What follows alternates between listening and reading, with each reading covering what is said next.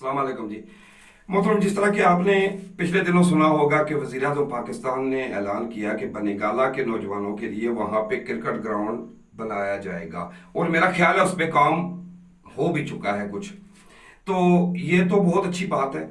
इससे लोग सीखेंगे, एक सेहत अफजा एक्टिविटी है, लोग दूसरे ममालिक में जाके अपने मुल्क को प्रमोट करते हैं, उसका नाम रोशन करते हैं।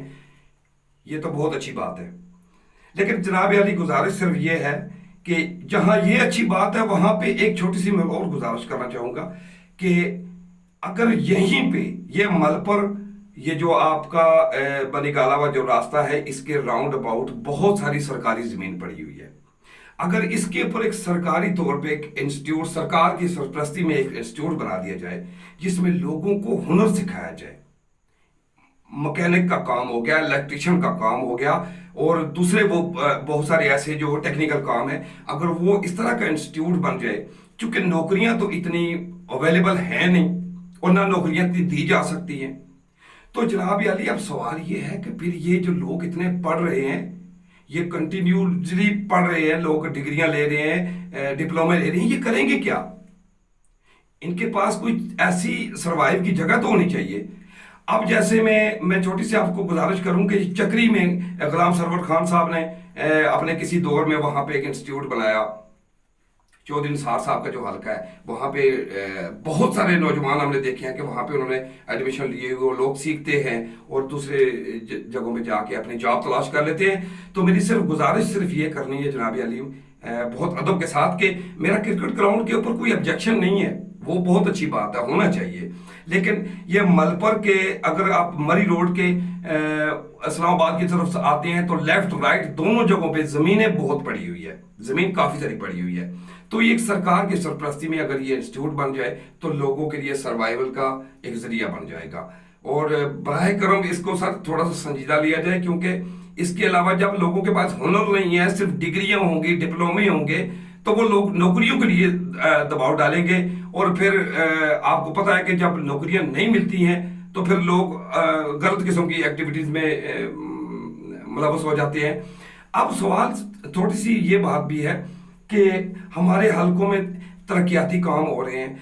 मोहतरम, मैं बहुत अदब के साथ गुजारिश करना चाहूंगा कि हमारा इस वक्त हमारी कौम का जो मसला है, हमारी नौजवानों का जो मसला है, वो तरक्याती काम नहीं है, वो इनका रोजगार है और 2 वक्त की रोटी है।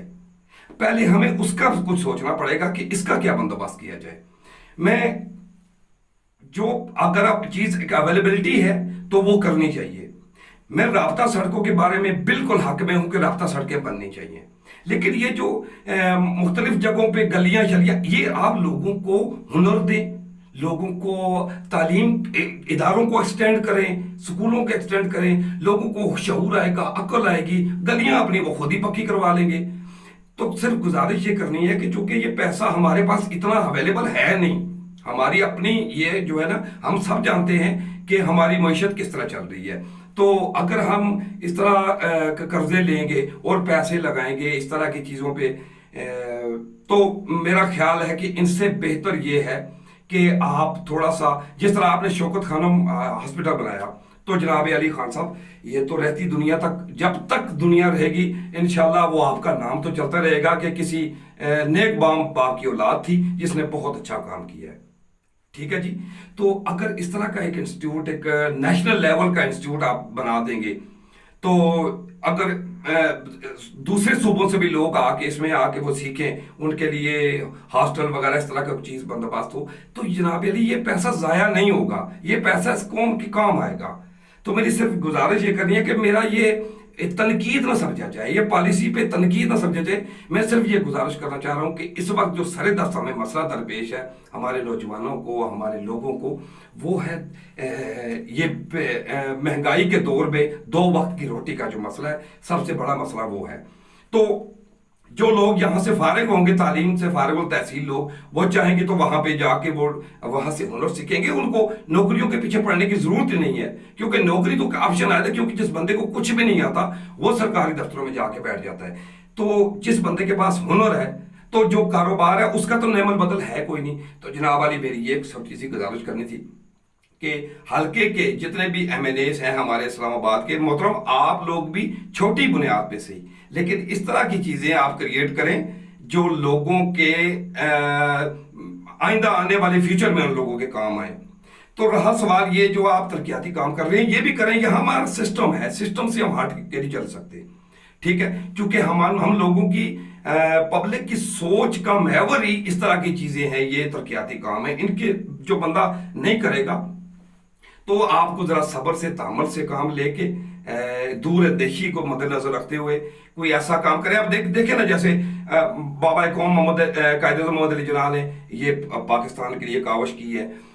اب بہت سارے معاملات ایسے موضوع بھی آتے ہیں جو کنٹروورشل قسم کے، لیکن فیکٹ یہ ہے کہ جب تک یہ دنیا رہے گی بابا قوم کا نام ہم عزت و احترام کے ساتھ لیتے رہیں گے، کیونکہ انہوں نے کام بہت بڑا کیا ہے۔